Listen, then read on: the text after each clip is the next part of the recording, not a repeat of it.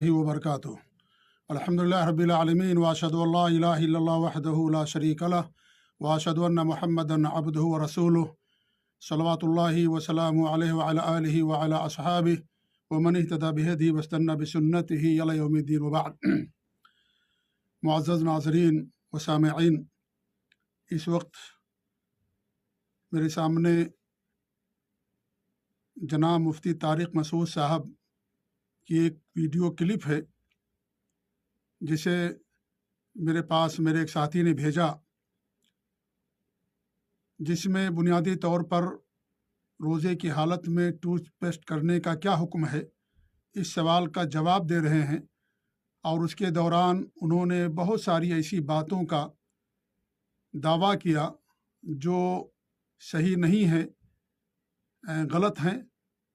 लिहाजा आज के इस दर्स में मैं उन्होंने जो गलत दावे किए हैं उनकी क्या हकीकत है, उसी मौजू को लेकर के मैं आप लोगों के सामने हाजिर हुआ हूँ। मुफ्ती तारिक मसूद साहब देवबंदी मशहूर आलिम हैं और उनकी तबीयत में तवाज़ो भी है और वक्तन फ़वक्तन वो अपने मसलक की ख़ामियों को भी बयान करते हैं और मसलक अहले हदीस की अच्छाइयों को भी बयान करते रहते हैं। लेकिन मैं समझता हूँ कि उनके तवाज़ो से ज़्यादा ये मसलक अहले हदीस की हक़ानियत है, जिसकी तारीफ़ हर वो शख्स जो असबियत से पाक हो, आदिल और मुनसिफ़ हो, वो मसलक अहले हदीस की तारीफ़ करने पर मजबूर हो जाता है। बहरहाल बुनियादी मसला इस वीडियो क्लिप का ये है कि उन्होंने ये बयान किया है कि रोज़े की हालत में टूथपेस्ट करना मकरूह है, और फिर उसके दौरान उन्होंने बहुत सारी बातें बयान की हैं, गलत दावे किए हैं। आइए पहले उन दावों पर हम नज़र डालते हैं और इल्म और तहक़ीक़ के मीज़ान में उसको परखते हैं। उसके बाद जो असल मसला है टूथपेस्ट करने का क्या हुक्म है शरीयत में, वो आखिर में आप लोगों के सामने बयान करना चाहूँगा। वो बयान करते हैं कि अल-मुहन्नद अल-मुफन्नद, ये इस किताब के अंदर इस किताब के मौलिफ़ हैं फ़ख़्रुल मुहद्दिसीन हज़रत मौलाना ख़लील अहमद सहारनपुरी, इस किताब के मुसन्निफ़ हैं। इस किताब के अंदर उन्होंने देवबंद के जो उलमा हैं उनके अक़ायद बयान किए हैं। वो बयान ये करते हैं कि अल-मुहन्नद अल-मुफन्नद ये अरबी में है, और ये देखिए किताब मेरे सामने है, मेरे साथ है किताब। ये इस किताब का जो उन्वान है अक़ायद उलमा अहले सुन्नत देवबंद। वो कहते हैं कि लोग कहते हैं कि देवबंदी अक़ीदे हैं, जबकि इस किताब के अंदर इस असलाफ से मुतवातिर अक़ीदे हैं और इजमाए उम्मत से साबित शुदा अक़ीदे हैं। यानी इस किताब के अंदर जो मौलिफ़ ने मुहद्दिस फ़ख़्रुल मुहद्दिसीन हज़रत मौलाना ख़लील अहमद सहारनपुरी रहमतुल्लाह अलैह ने जो अक़ीदे बयान किए हैं वो इजमाए उम्मत से साबित हैं और ये असलाफ से मुतवातिर अक़ीदे हैं। ये उन्होंने कहा है उस क्लिप के अंदर जो मेरे पास मेरे एक साथी ने भेजी है।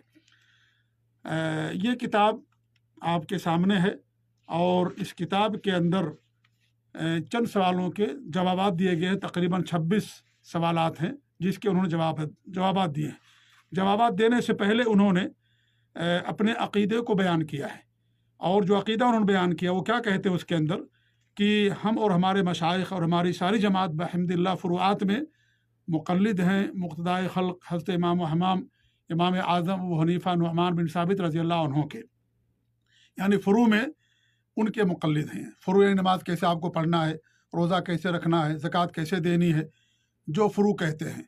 और वसूल एतक़ादात में पेरो हैं इमाम अबुल हसन अशरी और इमाम अबू मंसूर मातुरीदी रज़ियल्लाहु अन्हुमा के, यानी वसूल में इमाम अबू हनीफ़ा रहमतुल्लाह अलैह के वो मुक़ल्लिद नहीं है।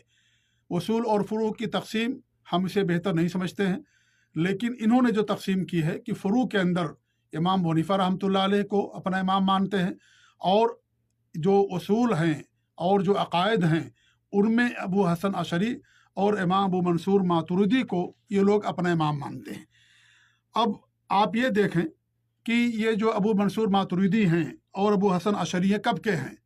अबू हसन अशरी जो हैं ये 324 हिजरी के अंदर इनकी वफ़ात हुई है, ابو منصور मातुरीदी जो हैं ये 333 हिजरी के अंदर इनकी वफ़ात हुई, यानी चौथी सदी के आलिम हैं, और ये अक़ीदे में इन्हीं के मुक़ल्लिद हैं और इन्हीं के पैरोकार हैं।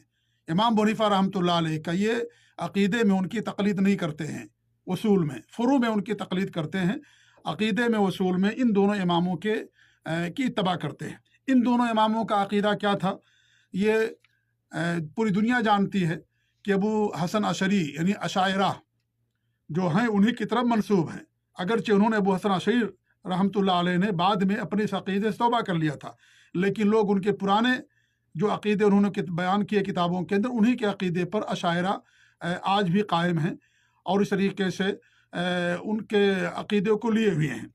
उनका अक़ीदा क्या था, वो 7 सिफ़ात को मानते थे, बाकी तमाम सिफ़ात की वो गलत तावील क्या करते थे। कौन? अबू हसन अशरी जो चौथी सदी के आलिम हैं। 7 सिफ़ात कौन सी थी?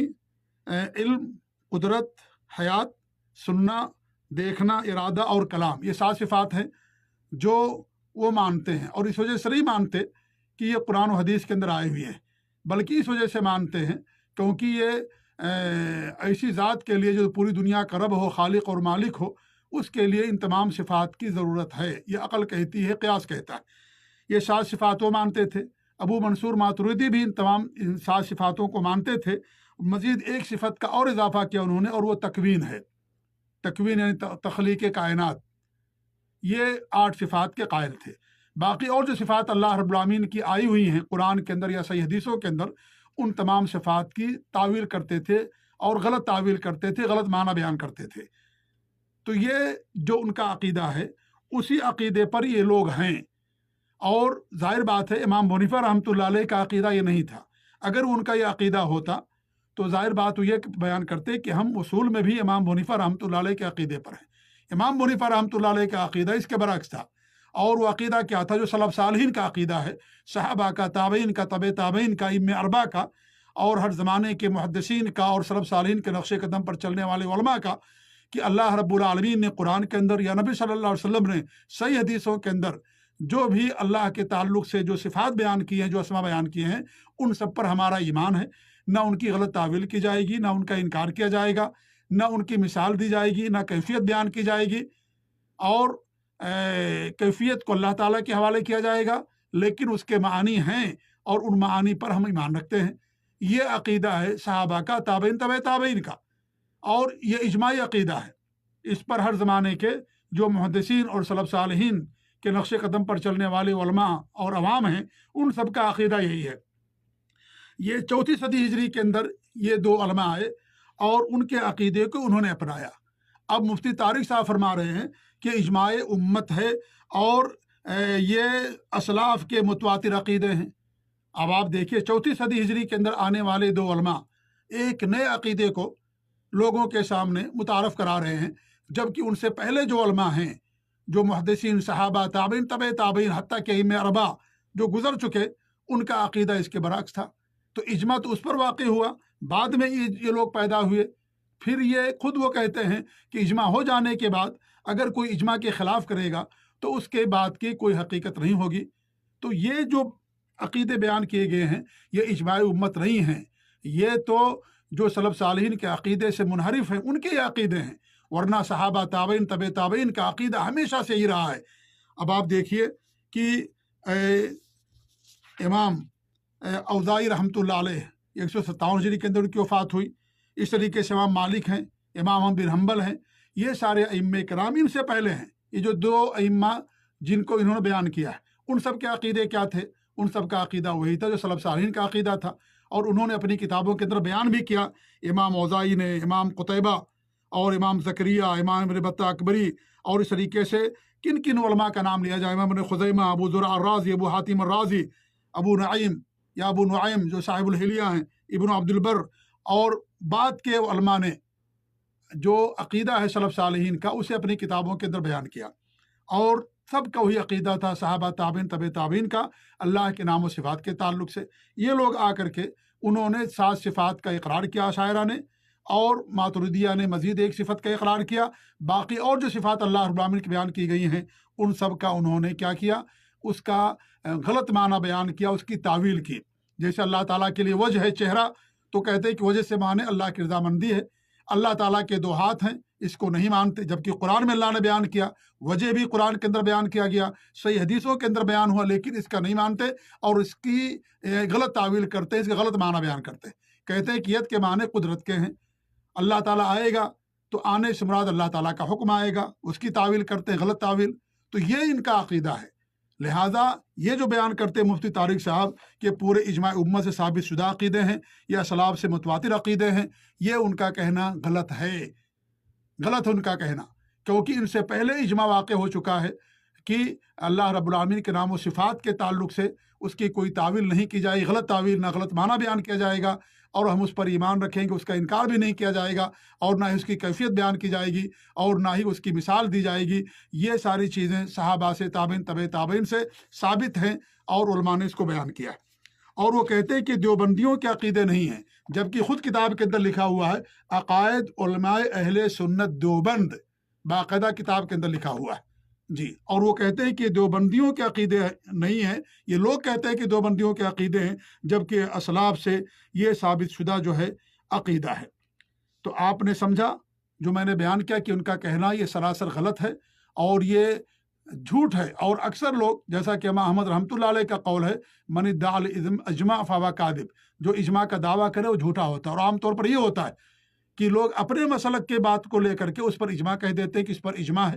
یہی معاملہ لے لیجئے، جو احناف ہیں، جو دیوبند ہیں، وہ اشعری اور ماتریدی ہوتے ہیں، تو لہذا انہوں نے الا ماشاء اللہ، جیسے امام طحاوی رحمۃ اللہ علیہ تھے، ابن ابی العز الحنفی رحمۃ اللہ علیہ تھے، وہ سلف صالحین کے عقیدے پر تھے، چند مسائل کو چھوڑ کر کے، باقی جتنے بھی پیدا ہوئے ان کے اندر، ان میں سے سب کے سب لوگ اسی عقیدے کے ہیں، اور اسی عقیدے کو پڑھاتے ہیں اور لکھاتے ہیں طلباء کے اندر، اور اسی کی نشر و اشاعت کرتے ہیں۔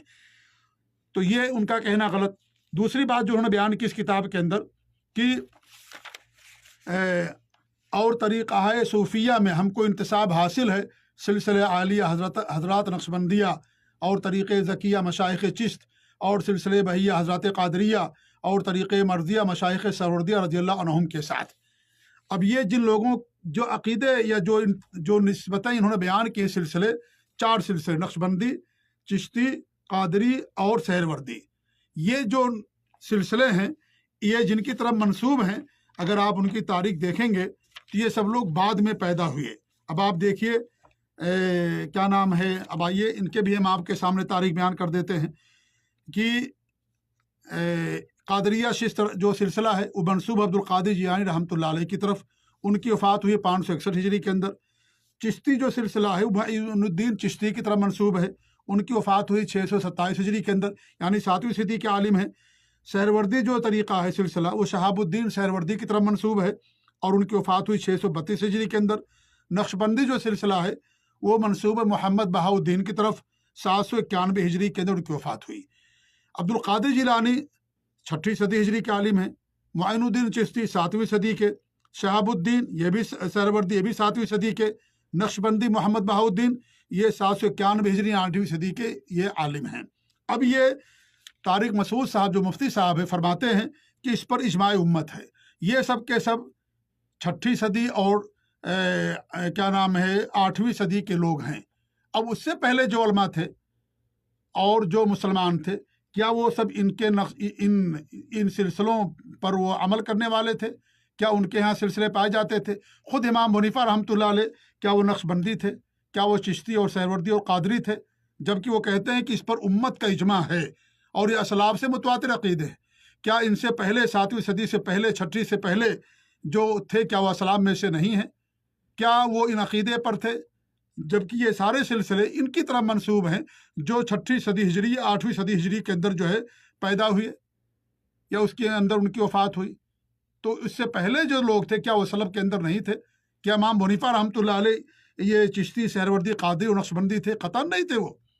لہذا یہ خود اصول کے اندر امام ابو حنیفہ رحمۃ اللہ علیہ کو نہیں مانتے ہیں، یہ دھوکہ دیتے ہیں کہ امام حنیفہ رحمۃ اللہ علیہ کے مقلد ہیں، فروع کے اندر تقلید کرتے ہیں بس، باقی اور جو اصل ہے سمجھ لیجئے جس کو بنیادی اہمیت حاصل ہے عقیدہ اور اصول، اس میں یہ امام حنیفہ رحمۃ اللہ علیہ کے عقیدے کے اوپر یہ لوگ نہیں ہیں اور نہ ہی ان کے منہج پر ہیں یہ لوگ۔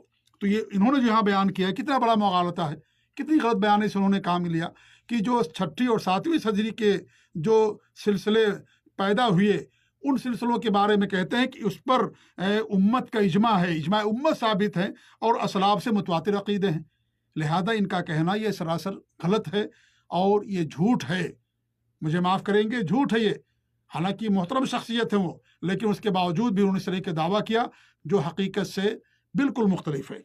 और इसके अंदर जो अकीदे बयान किए गए किताब के अंदर वो भी सलफ सालिहीन के अकीदे नहीं हैं, उम्मत का उस पर इजमा नहीं है और ना ही वो सहाबा ताबीन तबे ताबीन से चीज़ साबित है।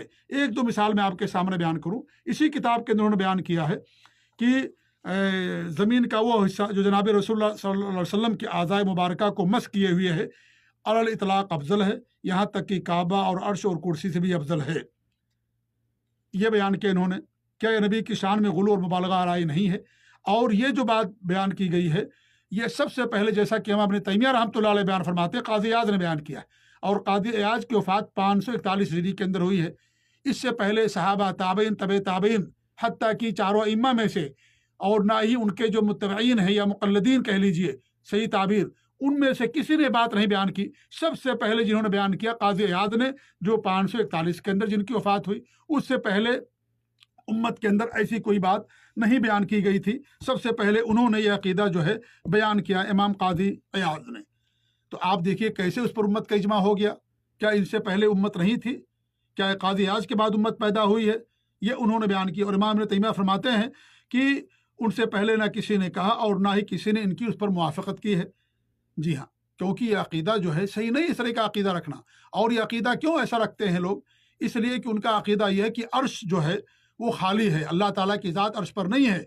ये लोग नहीं मानते हैं उसको, इसलिए कहते हैं अर्श खाली है और जहाँ अल्लाह के रसूल मदफून हैं वो कब्र अल्लाह के रसूल सल्लल्लाहु अलैहि वसल्लम का जिस्म मुबारक है, लिहाजा वो जिस्म मुबारक अफजल हो गया। कब्र वो और वो बुक़ा जहाँ अल्लाह के रसूल का जिस्म और आपके आधा मस किए हुए हैं, वो काबा और कुर्सी और अर्श तमाम चीज़ों से अफजल हो गया, क्योंकि अर्श पर कोई नहीं है, अर्श खाली है। हालांकि ये कहना उनका गलत है। ये तो कुरान में अल्लाह रब्बुल आलमीन ने साफ फरमाया 7 जगहों पर कि अल्लाह ताला अर्श पर जलवा फरोज है। इस तरीके से इमाम इब्न तैमिया फरमाते हैं कि 1000 ज़्यादा दलीलें हैं कि अल्लाह रब्बुल आलमीन अर्श पर जलवा फरोज है। तो ये लोग इसका इनकार करते हैं और ये जो है कि अल्लाह ताला अर्श पर जलवा फरोज है, इसलिए ये उनका अकीदा है। इसलिए वो कहते हैं कि अर्श पर अर्श और कुर्सी और काबा से अफजल है। कुर्सी अल्लाह ताला के दोनों कदम रखने की जगह है, ये अल्लाह ताला के दोनों कदम नहीं मानते। यहाँ कुर्सी से मुराद लोग कहते हैं कि अल्लाह ताला का इल्म है, वसिया कुर्सी हो समावात वल अर्द, अल्लाह ताला का इल्म कुर्सी से मुराद लेते हैं और उसका गलत माना बयान करते हैं। जबकि अब्दुल्लाह बिन अब्बास रज़ी अल्लाह तआला अन्हु बयान फरमाते हैं कुर्सी से मुराद अल्लाह रब्बुल आलमीन के दोनों कदम हैं और सही सनद से ये चीज़ उनसे साबित है। और इसी पर उलमा का और सलफ सालिहीन का इजमा है कि कुर्सी से मुराद अल्लाह रब्बुल आलमीन के दोनों कदम रखने की जगह। तो फिर उम्मत का इजमा कहाँ हुआ इन मसाइल पर? ऐसे ही उन्होंने बयान किया कि अल्लाह के रसूल सल्लल्लाहु अलैहि वसल्लम की कब्र की ज़ियारत आला दर्जे की क़ुर्बत और नहायत सवाब और सब हुसूल दर्जात है, बल्कि वाजिब के करीब है। और उनकी कब्र रसूल की ज़ियारत की नीयत सफ़र करने को जायज़ करार दिया, हालांकि अल्लाह के रसूल सल्लल्लाहु अलैहि वसल्लम की हदीस के जो है सरासर खिलाफ है। तो एक बात तो ये होगी। दूसरी बात जो उन्होंने बयान किया है अपने इस खिताब के अंदर वो ये है कि जो फ़ज़ाइल आमाल पर आप लोग रद्द करते हैं, वो कहते हैं कि भाई उन्होंने दूसरी किताबों से नकल किया है, लिहाजा उन पर रद्द कीजिए, इन पर क्यों रद्द करते हैं? मेरे मुफ्ती साहब, हमारे मुफ्ती तो नहीं लेकिन बहरहाल आपका खिताब है मुफ्ती का, तो मैं ये कहना चाहूँगा कि देखिए उन्होंने मुख्तलिफ़ किताबों से जो इस किताब के अंदर नकल किया एक जगह जमा कर दिया, और जिस किताब को बाकायदा तबलीगी और देवबंदी हमेशा पढ़ते हैं, ख़त्म हो गई फिर दोबारा पढ़ते हैं, और उन गलत चीज़ों को दुनिया के अंदर उन्हें आम किया, तो क्या ये बेहतर किया उन्होंने? अगर उन्होंने नकल किया तो रद्द करना चाहिए कि ये सही नहीं है, ये किताबुल्लाह और सुन्नत रसूल के ख़िलाफ़ है, हदीसों के ख़िलाफ़ है। लेकिन उन्होंने नकल किया उसको और उसे लोग पढ़ रहे हैं और उसको पढ़ाया जा रहा है। तो अगर कोई किताब लिखे मान लीजिए साहबे कराम के ऊपर और खवारिज से और रवाफिज से किताब को भर दे उनके अक़वाल से और उनके अक़ीदे से, और आप कहें कि भाई उन्होंने तो कुछ नहीं किया है, उन्होंने तो किताबों से नकल कर दिया, उन्होंने किताबों से तारीख से नकल कर दिया, किताबों से नकल कर दिया, उनका जुर्म क्या है? ये जुर्म है। ये अगर जो चीज़ गलत है आपको उसको गलत कहना चाहिए और उस पर रद्द करना चाहिए। लिहाजा جب آپ نے یہ کتاب لکھی اور اس پر رد نہیں کیا اور اس کو دنیا کے اندر عام کر دیا تو ظاہر بات ہے ایک چیز غلط ہے، یہ آپ کو اس پر رد کرنا چاہیے۔ لہٰذا یہ کہہ کر کے آپ دامن نہیں چھڑا سکتے کہ انہوں نے کیا کیا ہے اور وہ تو صرف انہوں نے رد لکھ دیا ہے، اس کا مطلب جب رد نہیں کیا تو ان تمام چیزوں سے راضی ہیں وہ جو اس کے اندر شرکیہ باتیں، بدعت و خرافات ہیں اور اس طرح کے واقعات جو ناقابل یقین اور احادیث کے خلاف، اس کا مطلب یہ کہ ان سے راضی تھے، تبھی انہوں نے اپنی کتاب کے اندر ان تمام باتوں کو لکھا۔ تو لہٰذا یہ کہنا ان کا غلط ہے اور رد کیا جائے گا، کیونکہ اس کتاب کے اندر انہوں نے شرکیات اور بدعت اور خرافات کی بھرمار کر دی ہے، اس لیے ظاہر بات ہے اس پر رد کیا جائے گا۔ اس طریقے سے وہ کہتے ہیں کہ 20 رکعت تراویح کے بارے میں یہ تواتر عملی ہے۔ مفتی صاحب، تواتر عملی کے لیے بھی کوئی بیس ہونی چاہیے، کوئی دلیل ہونی چاہیے۔ اگر تواتر عملی احادیث کے خلاف ہے تو وہ تواتر عملی نہیں ہو، اس کا کوئی اعتبار نہیں ہوتا۔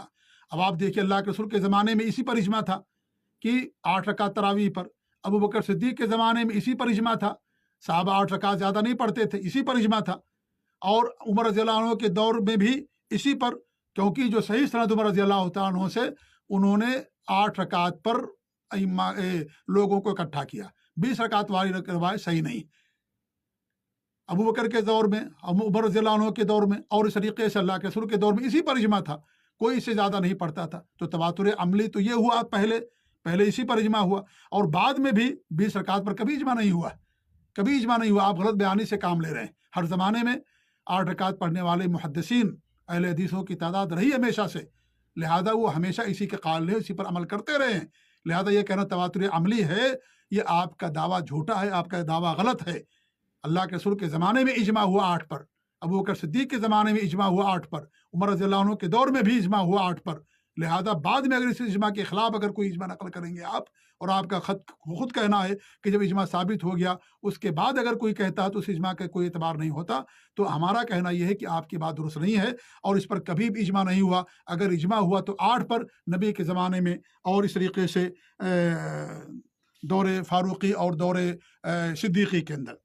اس طریقے سے آپ نے کہا کہ عورتیں مرد کی طرح نماز نہیں پڑھتی ہیں، اس پر تواتر ہے، اور امام بخاری نے جو ایک تابعیہ سے بیان کیا کہ مردوں کے طریقے سے پڑھتی تھیں، اس کا مطلب یہ ہوا کہ باقی تمام اور جو خواتین تھیں وہ عورتوں کی مردوں کے طریقے سے نہیں پڑھتی تھیں۔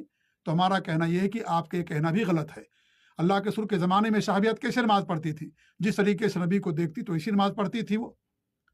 یہی جو ہے صحابہ سے اور صحابیات کے بارے میں یہی حسن زن ہے کہ نبی کے طریقے ہی پر نماز پڑھتی تھی، نبی کو دیکھتی تھی نماز پڑھتے ہوئے، مسجد نبی میں آ کر کے نماز پڑھتی تھی، ان کے امام نبی صلی اللہ علیہ وسلم ہوا کرتے تھے، جیسے وہ پڑھتے تھے ویسے ہی وہ بھی پڑھا کرتی تھی۔ اگر اس کے برعکس پڑھتی تھی تو آپ کو دلیل لانی پڑے گی کہ ہمارے نبی کے زمانے میں صحابیات چمڑ کر کے سجدہ کرتی تھی، یا اس طریقے سینے پر ہاتھ باندھتی تھی وہ، اور مرد لوگ نیچے ہاتھ باندھتے تھے، یا اس طریقے سے رکوع ان کا الگ ہوتا تھا، سجدہ کرنے کا طریقہ الگ ہوتا تھا۔ اس کے لیے آپ کو دلیل دینے پڑے گی۔ کیوں دلیل دینے پڑے گی؟ کیونکہ اصل یہی ہے کہ نبی کے طریقے پر نماز پڑھتے تھے، اور ورنہ آپ کو دلیل دینے پڑے گی کہ صحابیات اس سے ہٹ کر کے نماز پڑھا کرتی تھی۔ اور پھر نمبر 2، اللہ کے رسول صلی اللہ علیہ وسلم نے کیا ان کو حکم دیا الگ طریقے سے پڑھنے کے لیے؟ یہ بھی آپ کو ثابت کرنا پڑے گا کہ جبکہ اصل یہ ہے کہ صحابیات نبی کے طریقے پر نماز پڑھتی تھی، مرد کے طریقے پر، لیکن آپ کو اصل سے نکالنے کے لیے دلیل دینی پڑے گی۔ آپ کے پاس کوئی دلیل نہیں ہے، آپ کوئی نبی کا حکم ثابت کیجئے کہ انہوں نے حکم دیا ہو کہ عورتیں اس طریقے سے نماز پڑھیں گی، نمبر 1۔ نمبر 2، اگر عورتیں پڑھتی تھیں تو کیا ہمارے نبی صلی اللہ علیہ وسلم نے ان کو برقرار رکھا کہ تمہارا یہ عمل صحیح ہے؟ خاموشی اختیار کی؟ بتا دیجئے کوئی واقعہ کہ کوئی عورت اس طریقے سے سجدہ کرتی تو نبی نے خاموشی اختیار کی ہو؟ لہذا آپ کے کہنا کہ تواتر عملی ہے، یہ غلط ہے۔ تواتر عملی کے لیے بھی دلیل ہونی چاہیے۔ اگر تواتر عملی مان لیجئے حدیث کے خلاف ہے، قرآن کے خلاف، اس کا اعتبار نہیں کیا جائے گا۔ آج کوئی دعویٰ کرے کہ ہم جو لوگ زبانی نیت کرتے ہیں نماز سے پہلے، اس پر کوئی کہے تواتر عملی ہے، یا اس طریقے سے اور چیزوں کے لیے اجماع کیا جائے دعویٰ کہ بھائی ناپ کے نیچے ہاتھ باندھنے پر اجماع تواتر عملی ہے، سورہ فاتحہ نہ پڑھنے پر اجماع ہے، یا اس طریقے سے اذان سے پہلے جو درود شریف ہمارے ہاں پڑھتے ہیں لوگ، اس پر اجماع ہے، یا تواتر عملی ہے۔ اگر کوئی آدمی کہے تو کیا کہیں گے اسے پہلی بات تو یہ کہ اجماع نہیں، عمل یہ تواتر نبی کی سنتوں کے خلاف ہے، اس لیے اس کا کوئی اعتبار نہیں ہوگا۔ لہذا تواتر عملی کے لیے بھی دلیل ہونی چاہیے اور اس کی بنیاد ہونی چاہیے۔ اگر اس کی بنیاد نہیں ہے تو اس طریقے سے وہ کہنا اس کا اعتبار نہیں کیا جائے گا۔ آپ نے کہا اصل مسئلے کی طرف ہم آتے ہیں، یہ چند مسائل تھے جو آپ نے بیان کیا۔ ہاں، ایک مسئلہ اور آپ نے بیان کیا ہے، وہ یہ ہے کہ اللہ کے رسول نے کہا خذوا عنی مناسککم، تم لوگ مجھ سے حج کرنے کا طریقہ سیکھو۔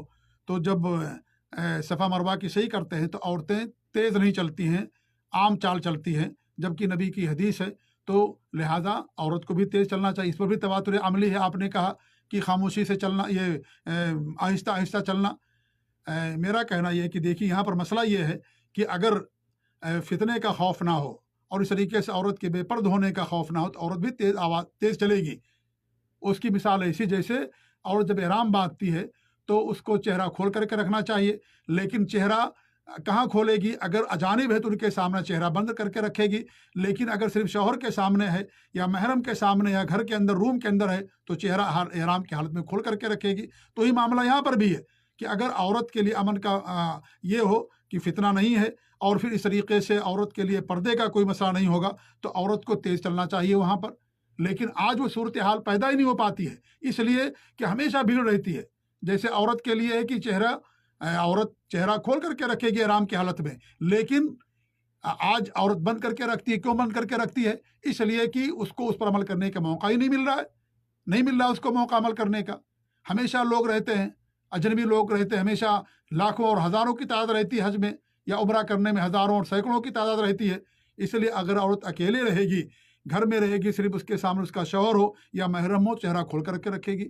لہذا جب اس کو عمل کرنے کا موقع نہیں مل رہا تو یہ مسئلہ ہے، ورنہ اگر موقع ملے تو وہاں پر بھی عورت کو تیز چلنا چاہیے۔ اور یہ بات امام البانی رحمۃ اللہ علیہ نے بیان کی ہے اور دیگر علماء نے اس کو جو ہے بیان کیا ہے۔ اور آپ نے کہا کہ یہ اس کے تعلق سے کہ ٹوتھ پیسٹ کرنا مکروہ ہے، اور آپ نے اس کی دلیل یہ دی ہے کہ جھاگ گلے میں جانے کا خطرہ رہتا ہے، اس لیے مکروہ ہے۔ میں آپ سے پوچھنا چاہتا ہوں کلی کرنے سے بھی تو خطرہ رہتا ہے، تو کیا آپ مفتی صاحب یہ فتویٰ دیں گے کہ حالت صوم میں کلی کرنا مکروہ ہے؟ آپ نے کہا کہ مسواک کرنا اگر غلطی سے چلا جائے مسواک کرتے وقت تو روزہ نہیں ٹوٹتا۔ مسواک کیا، اگر انسان بھول چوک میں کھا لے یا غلطی سے کھا لے، اس کو احساس نہ ہو تو روزہ نہیں ٹوٹتا۔ صرف مسواک کی بات نہیں ہے، اللہ کے رسول صلی اللہ علیہ وسلم کی حدیث ہے جو بھول کر کے کھا لے تو یا پی لے تو اللہ نے اس کو کھلایا اور پلایا، اپنے روزے کو پورا کر لے، وہ روزہ نہیں ٹوٹتا ہے۔ تو مسواک ہی کی بات نہیں ہے، اللہ کے رسول کی حدیث ہماری امت میں سے کہ خطا یعنی غلطی کو اور نسیان بھول کو اور جس پر ان کو جو کام زبردستی کرایا جائے، ہماری امت میں اس چیز کو معاف کر دیا گیا ہے، اللہ نے معاف کر دیا ہے۔ تو اگر غلطی سے چلا جائے تو چاہے وہ مسواک کر رہا ہو آدمی یا پیسٹ کر رہا ہو، تو ایسی صورت میں غلطی سے اگر چلا جائے، بھول کر کے چلا جائے تو معاف ہے یہ۔ لہذا آپ کا جو قیاس ہے یہ قیاس بالکل صحیح نہیں ہے۔ ہم قیاس کے قائل ہیں، اجماع کے قائل ہیں، لیکن اجماع ثابت ہونا چاہیے۔ اور عام طور پر جو لوگ دعویٰ کرتے ہیں ان کا اجماع ثابت نہیں ہوتا، وہ اپنے مسلک کی بات بیان کر کے سمجھتے ہیں کہ اس پر امت کا اجماع ہے، اور وہ اپنے کنویں سے باہر نہیں آتے اور اپنے کنویں ہی کو پوری دنیا سمجھتے ہیں۔ اس لیے مفتی صاحب آپ کنویں سے باہر آئیے۔ چاروں ائمہ سے پہلے بھی مسلمان تھے، اور ان کے علاوہ بھی دین اسلام کے اندر جو بڑے بڑے علماء جو ہے پیدا ہوئے ہیں، اور لہذا اپنے آپ کو جو ہے کسی ایک سے باندھ کر کے مت رکھیے۔ یہ وہی عمل ہے جو روافظ کرتے ہیں۔ روافظ بھی صحابہ میں سے علی رضی اللہ عنہ کو لے لیا، باقی صحابہ کا انکار کر دیا۔ وہی معاملہ ہو رہا ہے کہ کسی ایک امام کو پکڑ کر کے باقی اماموں کی تحقیقات کو، ان کے اقوال کو، ان کی کوششوں کو اور جو ہے ناکار کر دیا جاتا ہے، اور ایک کو پکڑ لیتا ہے انسان۔ لہذا اس سے آپ باہر آئیے اور اس طریقے سے جو حق ہو اور جو کتاب اللہ اور سنت رسول کے موافق بات ہو اس کو قبول کیجیے۔ ہم بھی قیاس کو مانتے ہیں، قرآن حدیث صحیح حدیث اجماع ثابت ہونا چاہیے، قیاس بھی صحیح ہونا چاہیے۔ ایسا قیاس نہیں جو قیاس صحیح نہ ہو، ہم اس کے منکر ہیں، اور عام طور پر وہی ہوتا ہے کہ غلط قیاس ہوتا ہے، غلط قیاس۔ لہذا قیاس کے ہم بھی قائل ہیں، ایسا نہیں کہ ہم لوگ قیاس نہیں مانتے، قیاس کے ہم بھی قائل ہیں، وہ بھی، لیکن ضرورت ہے قیاس، ضرورت ہے اجماع، اصل قرآن اور صحیح حدیث ہیں۔ لہذا یہ جو ساری باتیں آپ نے بیان کی ہیں وہ ساری باتیں آپ کی بالکل صحیح نہیں ہیں، اور جن کے بارے میں آپ نے اجماع کا دعویٰ کیا ہے وہ آپ کا دعویٰ بھی بے بنیاد ہے، غلط ہے، اور اس اجماع کی اور جو وہ اجماع جو آپ نے بیان کیا اس کا کوئی ثبوت نہیں ہے۔ لہذا ہم یہی دعا کریں کہ اللہ رب العالمین ہم سب کو حق پر قائم رکھے، آمین۔ وجزاک اللہ خیر، وصلی اللہ محمد وعلی آلہ و صحابہ اجمعین، والسلام علیکم و رحمۃ اللہ۔